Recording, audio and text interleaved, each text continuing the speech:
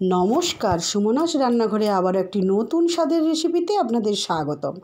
আজকের একটি দুর্দান্ত স্বাদের রেসিপি আপনাদের সঙ্গে শেয়ার করব। এই শাকটাকে আপনারা কী নামে চেনেন সেটা আমাকে কমেন্ট করে জানাবেন। আমরা তেলাকুচি শাক বলেই চিনি। তো কিছুটা পরিমাণ আলু নেবেন, কিছুটা পরিমাণ পেঁপে আর নেবেন ওই তেলাকুচি শাকটাকে ভালো করে ছোটো ছোটো করে কেটে নেবেন। নিয়ে এই যতটা পরিমাণ মাছ নেওয়ার আপনারা যে কোনো মাছে করতে পারেন। আমি কই মাছ দিয়ে করেছি। কই মাছগুলোকে ভালো করে কেটে ধুয়ে পরিষ্কার করে নুন হলুদ দিয়ে মেখে রেখে দিয়েছি।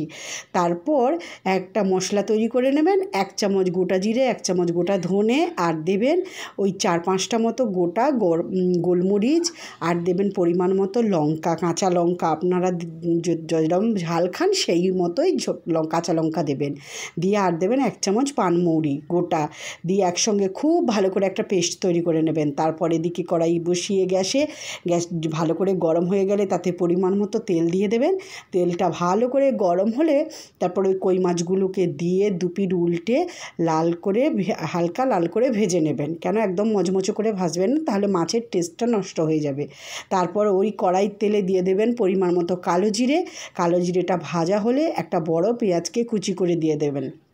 তারপরে পেঁয়াজ কুচিটা কিছু সময় নেড়ে দিয়ে দেবেন একটা বড় টমেটো, তাতে পরিমাণ মতো নুন দিয়ে ভালো করে পেঁয়াজ আর টমেটোটাকে ভেজে নেবেন। পেঁয়াজ টমেটো গলে গেলে ওই কেটে রাখা আলু আর পেঁপে দিয়ে ভালো করে কিছু সময় কষিয়ে নেবেন। তারপরে ওই যে কেটে রেখেছিলেন তেলাকুচি শাক, ওই তেলাকুচি শাকটা দিয়ে আবারও ঢাকনা দিয়ে কিছু সময় রান্না করবেন। তার ওপর দিয়ে দেবেন পরিমাণ মতো হলুদ গুঁড়ো আর দেবেন পরিমাণ মতো নুন, দিয়ে ঢাকনা দিয়ে কিছু সময় রান্না করবেন। এই তেলাকুচি শাকের এই রকম ঝোলের রেসিপি আগে যদি বানিয়ে না খেয়ে থাকেন, একবার আমার অনুরোধ থাকলো একবার আপনারা এইভাবে ঝোল বানিয়ে খেয়ে দেখবেন, যে কোনো মাছ দিয়ে। এই গরমে এত সুন্দর টেস্টি রেসিপি একবার খেলে বারবার খেতে ইচ্ছে করবে। আর সব সময় রিচ খাবার তো গরমে খেতে ভালোও লাগে না আর সহ্যও হবে না, তাই মাঝে মাঝে এরকম পাতলা ঝোলের রেসিপি বানিয়ে খেয়ে দেখতে পারেন। তারপর ওই যে বেটে রেখেছিলেন ওই মশলাটা দিয়ে ভালো করে নেড়ে দিয়ে দেবেন পরিমাণ মতো জল দিয়ে ঝোলটা যখন ভালো করে ফুটে উঠবে, তারপর দিয়ে দেবেন ওই যে ভেজে রেখেছিলেন কই মাছগুলো দিয়ে ঢাকনা দিয়ে ওই 2-3টে কাঁচা লঙ্কাকে চিড়ে ঢাকনা দিয়ে কিছু সময় ঝোলটাকে ফুটতে দেবেন।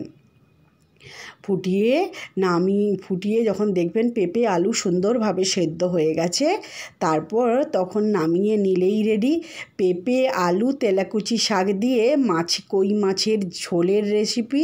এই গরমে একবার বাড়িতে বানিয়ে খেয়ে দেখবেন, আশা করি খুবই ভালো লাগবে।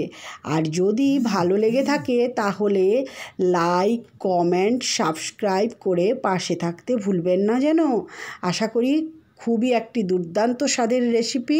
এই গরমে একটা রেসিপি হলে আপনাদের পুরো ভাত শেষ হয়ে যাবে, বুঝতেই পারবেন না।